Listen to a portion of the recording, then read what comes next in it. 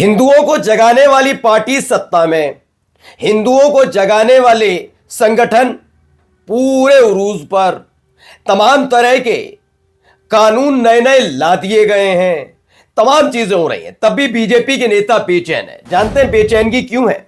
क्योंकि हर रोज 10,000 हिंदू धर्मांतरण कर रहे हैं।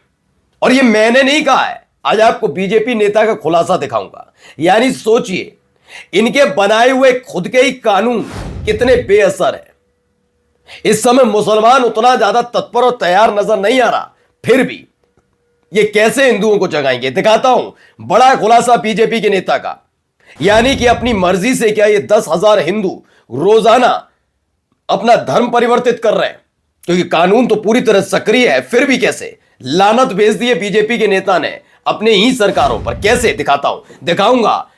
एक बड़ी अभिनेत्री ने देश के अंदर चल रहे तनाव वाले माहौल और खास तौर पर बॉलीवुड के अंदर जो कुछ चल रहा है उसको लेकर जो बयान दिया, उसके बाद इनके पीछे पड़ गए कि आप नफरत के खिलाफ कैसे खड़े हो सकती हैं। दिखाता हूं कौन है जो इस देश में मोहब्बत चाहते हैं, लेकिन नफरत वाले के खिलाफ जब बोला तो नफरत ही टूट पड़े। दिखाऊंगा केरल में बीजेपी का सुपड़ा साफ हो गया, कांग्रेस की जबरदस्त जीत हुई है। और तो और बिहार में जिन महिलाओं ने दिल खोल कर दिया था वोट की, लीजिए मोदी जी आप विकास कीजिए, वही अब रो रही हैं और कोस रहे हैं। नमस्कार, मैं हूं प्राज्वल गौतम और आप देख रहे हैं the live TV.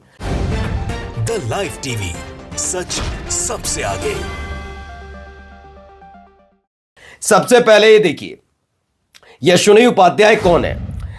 Ashwini Upadhyay Bharatiya Janata party के लिए हमेशा लिखते रहे हैं, उनके बारे में बात करते हैं, सारी चीजें उन्हीं से रिलेटेड बातें, आप इनकी कभी भी बात सुनिए। अब इन्होंने एक बात लिखी, अश्विनी उपाध्याय ने क्या लिखा? प्रतिदिन 10,000 हिंदुओं का धर्मांतरण हो रहा है रोजाना, फिर भी घटिया कानून पर चर्चा नहीं हो रही है। अब आते हैं सबसे पहले 10,000 हिंदू कैसे धर्मांतरण कर सकते हैं रोजाना, आप अंदाजा लगाइए। रोज अगर 10,000 हिंदू धर्मांतरण कर रहे हैं तो मुझे लगता है अश्विनी उपाध्याय को पहले बताना चाहिए कि ये कितने महीनों से, कितने दिनों से और कितने साल से चल रहा है। उसके आधार पर फिर तो हिंदुओं की संख्या बहुत घट गई होगी, पहला। दूसरा, इस दौर में जब खुद हिंदुओं को जगाने वाली पार्टी सत्ता में है तो आखिरकार ये हिंदू जाग क्यों नहीं रहे, और क्या वाकई जाग गए इसलिए अपना धर्म छोड़ रहे हैं?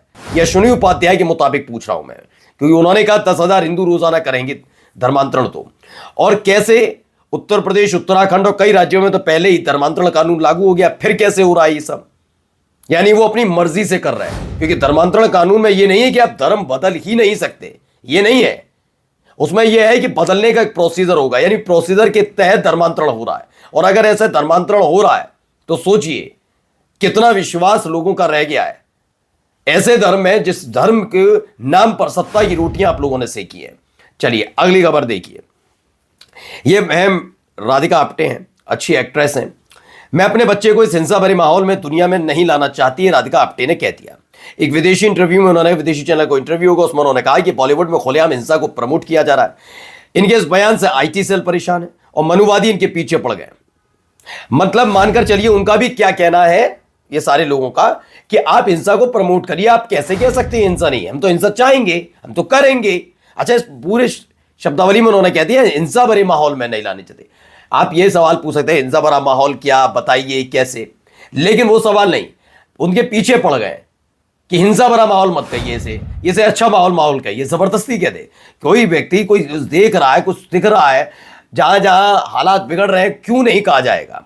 अब आइए, एमओ की खबर है, Congress giving it back to the haters in Kerala local polls. Corporation का चुनाव कांग्रेस लीड कर रही है, म्युनिसिपैलिटीज में भी कांग्रेस ने लीड किया, वहीं पर है, एक साथ हुए थे ना सबके डिस्ट्रिक्ट, वहां पर भी कांग्रेस का डिस्ट्रिक्ट पंचायत यानी जिला पंचायत में, ब्लॉक पंचायत में कांग्रेस ने, ग्राम पंचायत में, यहां पर कांग्रेस ने जबरदस्त तरीके से एलडीएफ यानी कि जो लेफ्ट का गठबंधन है उसे तो धूल चटाई, बीजेपी के भी होश उड़ा दिए। देखिए यहां पर है 941 सीटें ग्राम पंचायत की हैं, उनमें से 353 पर यूडीएफ, कांग्रेस नेतृत्व वाला यूडीएफ बढ़त में, 353 सीटों पर बढ़त। ब्लॉक पंचायत में 152 सीटें हैं, 71 सीटों पर बढ़त।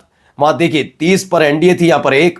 अब आइए, जिला पंचायत की 14 सीटें हैं, जिसमें से 7 पर यूडीएफ, 6 पर एलडीएफ, 50 सीटें हैं म्यूनसिपैलिटी की, 87 सीटें हैं, उस पर 50 पर कांग्रेस नेतृत्व वाला यूडीएफ आगे, कॉरपोरेशन की 4 सीटों पर मतलब जीत पक्की है। 4 सीटें यूडीएफ के खाते में, कांग्रेस के खाते में 1 सीट जा रही है, वो भी तिरुवनंतपुरम वाली, जहां से शशि थरूर आते हैं, वो बीजेपी के खाते में जा रही है, झोली में जा रही है। अंदाजा लगाइए वहां खेल क्या हो रहा है।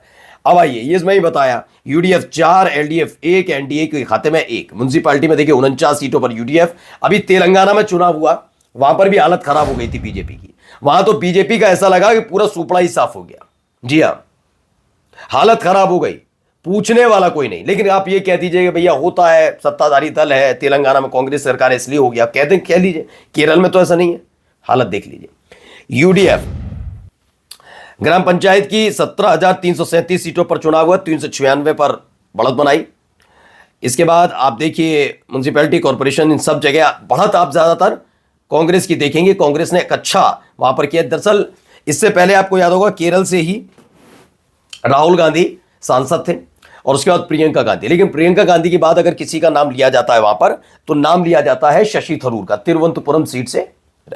अब तिरुवनंतपुरम वाली सीट पर बीजेपी काबिज हो रही है। आप अंदाजा लगाइए, मैं कह रहा हूं जीत भी ना पाए लेकिन बढ़त बनाई उसने। इसका मतलब सबसे पहले शशि थरूर वाले मसले पर भी सोचना चाहिए। क्या शशि थरूर ने इस चुनाव में कोई मेहनत की, या बहुत कठिन शब्द बोलकर सिर्फ एक सांसद के तौर पर अपने आप को स्थापित किया है? आप पार्टी के लिए क्या कर रहे हैं, यह मसला बड़ा है, इसके बारे में पूछना चाहिए। खैर, अब आइए, यह जीविका दीदी वाला 2 लेटर वायरल हुए। खबर क्या है इसमें? बिहार में एनडीए नेताओं और अधिकारियों को रिश्वत देकर वोट खरीदने और सत्ता पाने की इतनी हड़बड़ी थी कि बेचारे भयंकर गड़बड़ी कर बैठे। बेचैनी और असुरक्षा इतनी ज्यादा थी कि महिलाओं के बजाय 10,000 रुपए पुरुषों के खाते में भेज दिए। अब पुरुषों को 10,000 रुपए लौटाने के लिए लव लेटर लिखे जा रहे हैं। बिहार में भुखमरी, महंगाई, पलायन और बेरोजगारी इतनी ज्यादा है कि 1,000 तो जिस वक्त डाले होंगे उसी समय खर्च हो गया होगा। बेचारे पुरुष अब ये लोन राशि बिल्कुल भी नहीं लौटाएंगे, क्योंकि उन्होंने पहले उनका वोट लौटाओ। ईवीएम धांधली, वोट खरीदी, वोट चोरी और मशीनरी से बनाई सरकारों को कितने दिन छिपाओगे? सच एक दिन बाहर निकलेगा। और आपको हमने खबर भी दिखाई थी कि 10,000 रुपए अगर महिलाओं के खाते में गए भी, तो महिलाओं के, सारी महिलाएं तो है नहीं बिहार में, पुरुष भी हैं, बच्चे भी हैं, युवा भी हैं, हर एक बिहार के व्यक्ति पर 27,000 रुपए का कर्ज चढ़ गया है इसी हरकत की वजह से। लेकिन इस देश के चुनाव आयुक्त ने को तो कोई फर्क नहीं पड़ा, अपने आका के प्रति समर्पित थे। तो अब देख लीजिए, बिहार की जनता पर बोझ डाला है। बोझ आप लोगों के 10,000 दिए महिलाओं को, उनसे तो 17,000 अलग से वसूलेंगे, कोई 27,000 का कर्ज है। अब आप अंदर देखिए, जिनके खाते में गए भी नहीं वो भी बेचारे कर्जदार हो गए। अब सुनिए यहाँ पर बिहार की महिलाओं का ही क्या कहना है, जरा सुनते चलिए। वोट किसको दी थी? मोदिया के दिए, आप किसको देंगे वोट? अच्छा, आज मोदिया पेट पर लात मार रहा है, गरीब लोग के बुलडोजर चढ़ा दे रहा है देह पर। तो वोट किसको दी? मोदी को। और किसको देंगे? और उनके घर पर बुलडोजर चल गया, ऐसे नाराज बताई जा रही, गुस्सा तो आप देखिए। फर्रुखाबाद में 3,22,000 और कन्नौज में 2,86,000 मतदाता सूची से होंगे बाहर। मतदाता सूची के शुद्धिकरण के नाम पर गलत तरीके से असल मतदाताओं के नाम भी वोटर लिस्ट से काटे जा रहे हैं, ये कहा जा रहा है। भाजपा के नेता कार्यकर्ता चुनाव आयोग के साथ मिले हुए और चुनाव आयोग भाजपाइयों के इशारे पर वोटर लिस्ट पर कुछ चिन्हित कर रहे हैं, ऐसा दावा है। और जाते जाते खबर, 4,64,000 करोड़ के कर्ज में डूबी मध्य प्रदेश सरकार अब इससे उबरने की कोशिश में जुटी है। इसके लिए देश के दूसरे राज्यों में मौजूद एमपी के अलग अलग विभागों की संपत्ति बेचने और उसे किराए पर देने की तैयारी चल रही है। कर्ज लो, घी पियो और उसके बाद सामान हो उसे बेच दो। अडानी को पोर्ट, एयरपोर्ट बेचे, अब इनकी भी बारी है तो एक ही पार्टी के। नमस्कार। द लाइव टीवी, सच सबसे आगे।